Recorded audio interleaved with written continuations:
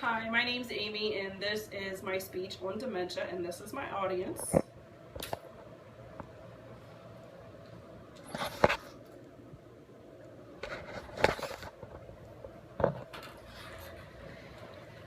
Okay, like I said, my name's Amy, and my speech is about dementia. I think it's important for SCNAs to understand dementia since they take direct care of these residents.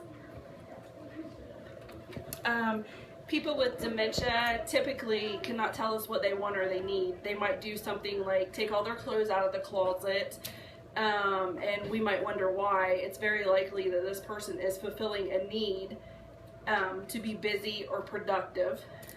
Always consider what the person might be trying to meet with their behavior, and when possible, try to accommodate them. To key to managing difficult behaviors is being creative, flexible in your strategies, address given issues, solutions that are effective today and may need modified tomorrow. I would like to discuss a few different types of dementia. I myself, as an LPN, have worked in a long-term care facility with many residents that have dementia and have seen different stages of behaviors these residents have had. Dementia is a loss of memory and other mental abilities severe enough to interfere with activities in daily living. Dementia also causes physical changes in the brain.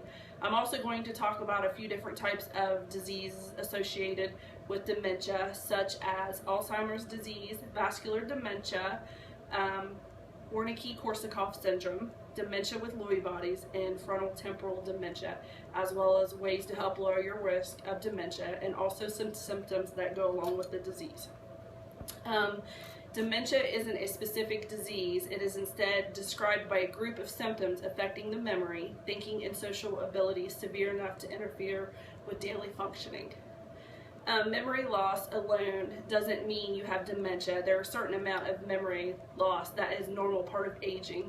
Dementia may also cause personality changes and impaired reasoning.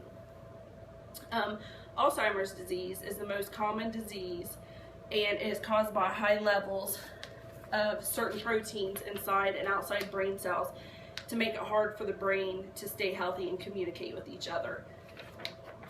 The first stage usually lasts 2 to 4 years, and the symptoms include loss of recent memory, like forgetting conversations and events that just happened, trouble driving, getting lost on familiar routes, hard times with everyday tasks such as following recipes or balancing a checkbook, mood swings that involve depression or lack of interest, having less energy and drive to do things.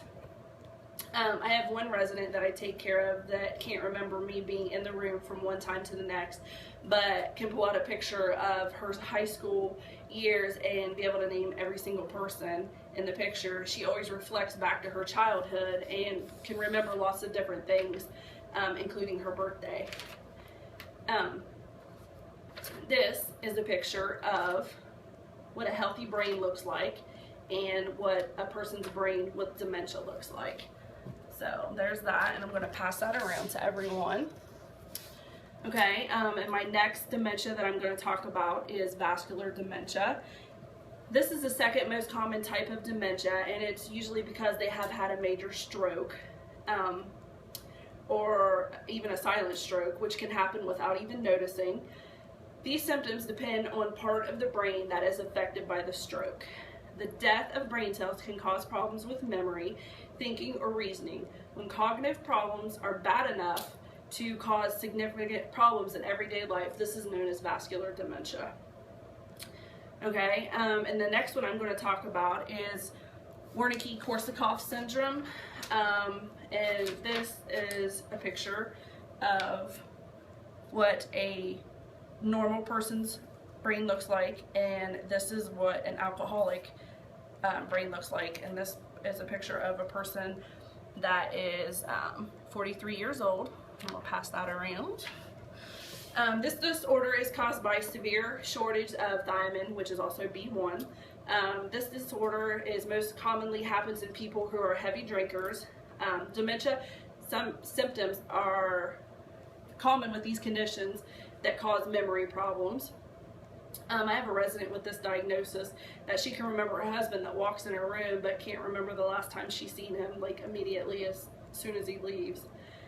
My next one is dementia with Lewy bodies, and this is a picture of a brain, and it actually points out a spot on the CAT scan that was actually a Lewy body, and I'm going to pass that around for everyone to see.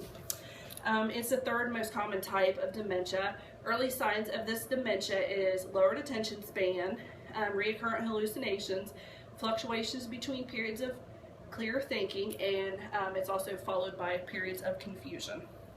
As this disease progresses, it affects more parts of the brain, usually sleepiness during the day, and periods of blank staring out occurs. Okay, and then I'm going to talk about frontal temporal dementia.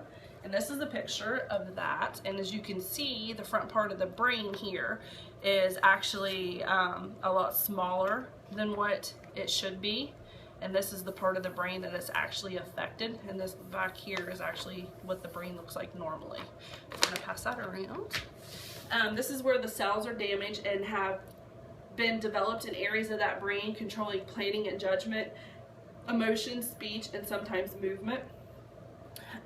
Some of these symptoms may include personality and behavioral changes, sudden lack of inhibitions in personal and social situations, problems coming up with the right words for, like when they ask for certain things, just the right words just don't come out, and movement problems such as shakiness, balance problems, and muscle spasms.